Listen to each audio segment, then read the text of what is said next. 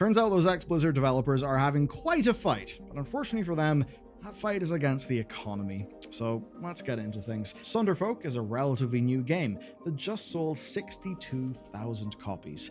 That is not enough copies to recoup its money, and Mike Morhaime, the Blizzard co-founder who left to make Dream games free from corporate interference, has now had to do the bad thing. He's now had to announce layoffs in Dreamhaven's publishing wing.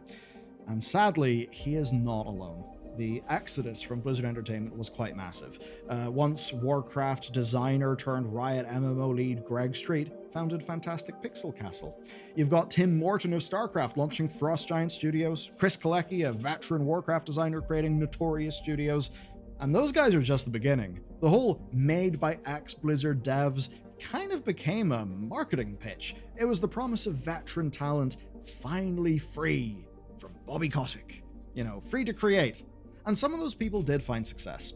Theorycraft Games landed their MOBA. Second Dinner, of course, coming from Ben Brode of Hearthstone fame, they kind of crushed it with Marvel's Snap, but others have not done so well. Imaginary Studios went through layoffs before they even launched. The same happened to Lightforge Games. And then, most recently, Uncapped Games cancelled Battle Aces less than a year after revealing it. This is pretty rough, and you'd expect some failures just based on probabilities alone. But Dreamhaven was supposed to be different. They had Mike Morhaime. Morheims are pretty rich. They also had many of the biggest names from Blizzard. Yet here we are today, recording this video. So let's get into it. You know what drives me kind of mad? Walking out of a video planning meeting with pages of scribbled notes that may as well be hieroglyphics. Half the action items missing, and by the time I decipher what I've written, I've kind of forgotten the context. And this is where today's sponsor, the Plod Note, has become essential. It's an AI note taker that's the size of a credit card, and it magnetically attaches to my phone. And quite simply, when I'm in a meeting, I just click to capture everything, and that means I'm not thinking about taking notes, I am actually present with my people. And using the Plod instead of my phone means no phone battery stuff, no storage warnings, no call interruptions, none of that, and I get pure, nice focus, no distractions. Now, after the meetings, Plod automatically transcribes everything. It generates structured summaries with action items that I can share with the team, and the Ask Plod function they've got is brilliant. You can actually query across all of your meetings. As an example, I could say, what did Jared say about the lore timeline changes in Warcraft Chronicle Volume 4? And it will go and fetch that. So basically, it's a second brain that remembers context. And privacy matters, obviously. Plod uses end-to-end encryption, and it meets SOC 2, GDPR, and HIPAA standards.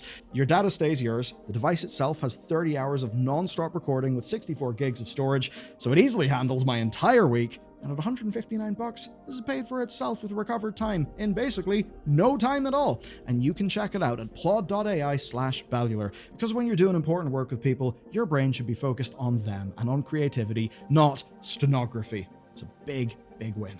Back in May, we talked about Dreamhaven's fairly consumer-friendly approach. You see, their role-playing game, Thunderfolk, used the free-to-share model. The idea being that one person could buy the game and then 4 could play it.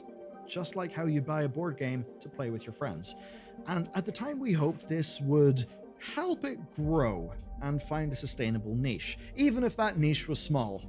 But it seems the niche was too small, and that hope is now kind of dashed because Bloomberg reported the numbers.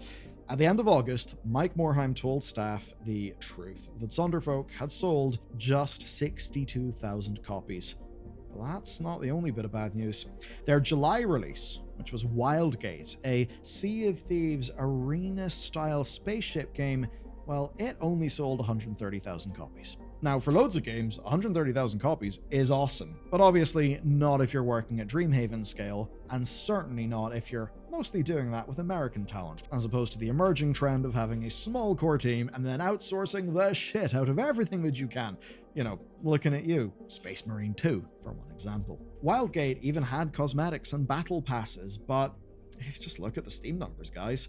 They started low, they kept dropping, and Mike Morhaime's messaging was fairly blunt. Here's the quote: "Our monthly expenses are outpacing revenue." That's never what you want to hear your boss saying, and the new focus for the company is, quote, "urgently reducing costs," which is also never the thing you want to hear. And then came an admission. We are committed to Dreamhaven surviving through this. Now, that's good for Dreamhaven. That's good for loads of people at Dreamhaven. But that does mean people are going to be losing jobs, and that specifically meant layoffs in the publishing wing.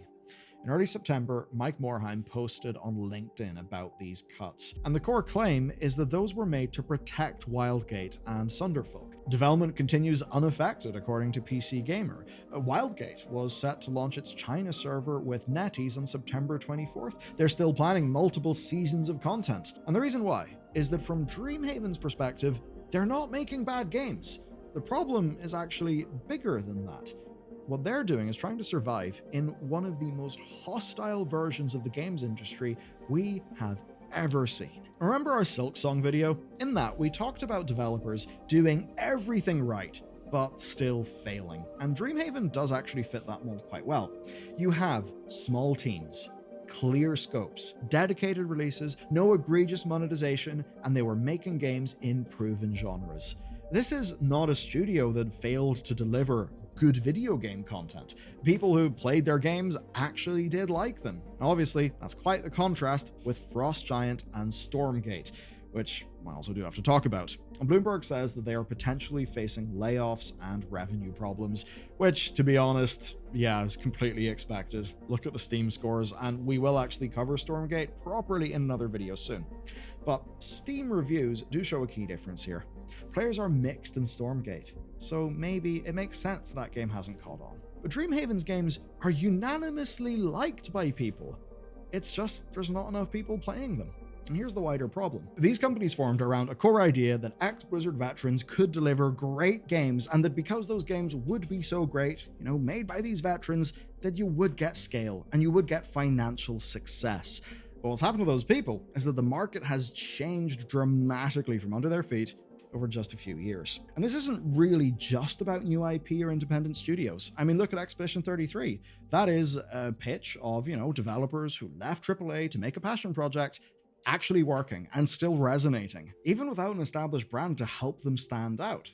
I mean, that's clearly not an essential thing. But what is essential, apparently, is standing out in one of the best years for games ever. Expedition 33 did that, but as we covered in this video about a game with an eerily similar development backstory, shows not all of them did. And we're left in a position where these developers bet that their veteran status would kind of help them stand out.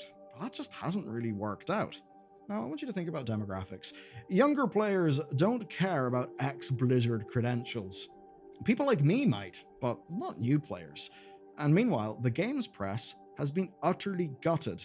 And now I know that for a lot of people that came off as a good thing, those damn journos have finally got what's due.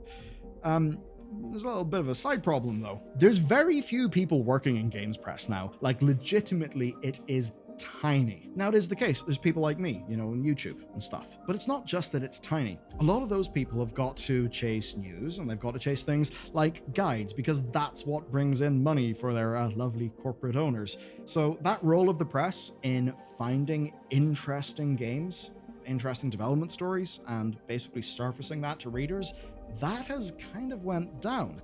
Now, what is good is, YouTube. Twitch. Loads of people discover new games through creators there, which is great. But even with that, creators are drowning in new releases, and everyone's kind of chasing trends. And that basically means you can launch a good game and have nobody notice. And the most dangerous side effect here is that publishers are really cutting their losses. Obviously, everything comes back to funding. Both Dreamhaven and Frost Giant have got the same problem where their spending is exceeding their revenue. And that's after their games have came out. But some developers don't even get that chance.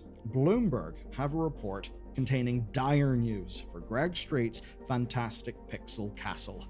Now, they're making a fantasy MMO. There's direct lineage to, of course, Greg's work on Warcraft.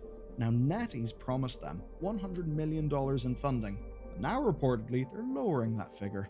Now, NetEase did deny this to Bloomberg. They said the budget understanding Bloomberg had was inaccurate. But here's what's strange.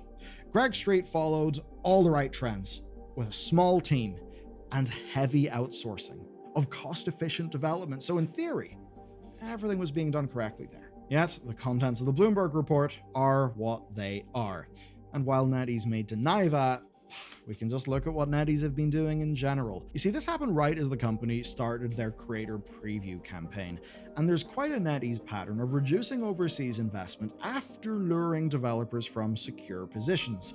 That may seem like me saying a bunch of words, but there's been a trend, it's happened with ex-BioWare studios as well, where NetEase do appear to fund studios and then pull that funding really goddamn quick. And that's leading us into a dire place, because in the ideal world, these people get their sort of veteran dev status by putting in the work, and then they go off and they do their own thing. And that's supposed to be the type of what you would call creative destruction that happens in a market that drives innovation, because that veteran dev, they might be working in World of Warcraft, but maybe they don't like the direction it's going in. Maybe they think, you know what, I can actually do something more interesting. And that's how the incumbents of today get defeated by the new incumbents of tomorrow. But that's not really what's happened here in the games industry, is it? What's happened is a lot of those veterans have left, but then their companies have crashed and burned. And that's all happened whilst the games industry is in an investment drought. Now, at the same time, and at the other end of the scale, funding for indies and funding for AA projects is, by all accounts, at a real low point. And that basically means we're really in a pickle here. And not just in a way where a few games may be disappointing. I mean this in a way where the actual industry is becoming way less healthy. And the idea that, the rug can be pulled before a game can even find its audience is spooky, it's depressing, but the risk is kind of simple. Because by the time these games release, the market might not care. And we have so many examples of the market not caring. Because what are most people doing? Playing Fortnite. They're playing Roblox. They're playing the same 10 games that they've been mostly playing for the last 10 years. We literally have hard data to back that point up. People buying new games isn't as normal as it used to be. That means the games industry is changing. And what we're left with today is, I think, not what those Blizzard veterans thought they would be dealing with whenever they decided to go off to new pastures, find new funding, and try to do some cool new shit. So, Dreamhaven are doing layoffs, Frostgiant are probably going to have layoffs as well. There are other stories of, the ex-Blizzard devs that haven't gone great. There's loads of similar stories coming from ex-BioWare developers, and I could go on and on and on through this video. And what it all does is it builds on something that we've discussed earlier this year on this channel, that there is no single games industry anymore. Not like there was 10 or 15 years ago. In indie or AA spaces, audiences can exist to support those games. And I think me and my team, and probably the audience of this channel, are actually in that indie, AA, and a bit of AAA space. We're part of that audience, but we're comparatively small. Expedition 33 could win Game of the Year. It might sell 4.4 million copies if it's the most successful game of its type. Most indies or AA's won't sell half of that. They won't sell a tenth of that. Expectations have to drop. New studios need smaller budgets. They need different plans for today's market. And here's the tragedy. 3 to 5 years ago, these ex-Blizzard developers started making games for a different industry, one that wouldn't really exist whenever their games released. And the hope for them is that they can course correct without losing all of their experience. Make no mistake, they'll lose much of it, but hopefully not all. And I say hopefully because, frankly, we cannot afford to lose these veterans. Not permanently. The games industry, and games as a medium, actually needs people with experience. The problem we faced is that the industry is doing an awful job at supporting and fostering that experience. And yeah, that might suck for them, but you know who it also sucks for? You. Because it means you won't get as good games as you otherwise could. Because we're in a world where good games like Sonderfolk or perhaps Wildgate simply can't get cut through, can't get the sales they need, can't get the money they need to support their ongoing development. And if even Blizzard veterans, with the backer of Blizzard's co-founder, all the networking, all the support, all of those like little soft things that someone accrues over a long career, if even those people with that support releasing good games can't make the numbers work, what does that mean for the rest of us? That's the thing that honestly worries me. Now, this sort of thing is important to you, like the state of the industry that actually produces the games that we play. I don't mean this from a purely altruistic perspective, I mean this even from a self-interested one. You want a healthy industry so that you can have more fun video games to play. If you want to really understand that, check out this video on Silksong. I can promise you, it's not a glazing session, it is about how unique that game's circumstances are, and frankly, it's a hell of a story.